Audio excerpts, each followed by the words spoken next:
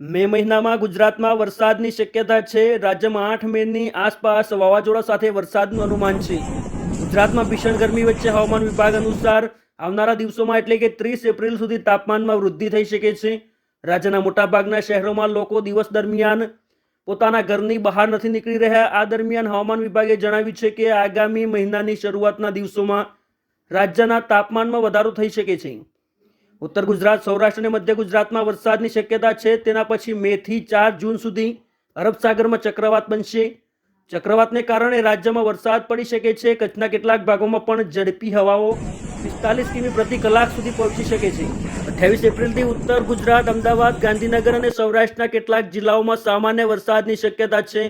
માટે 8 મે ઉત્તર ભારત અને ગુજરાતમાં વરસાદનું અનુમાન વ્યક્ત કરાયું છે।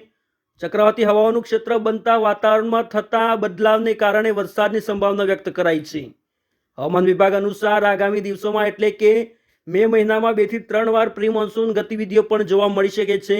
એપ્રિલ માસમાં પ્રી મોન્સૂન ગતિવિધિની ઓછી સંભાવના છે। 14 થી 18 મે વચ્ચે પ્રી મોન્સૂન ગતિવિધિ વધશે।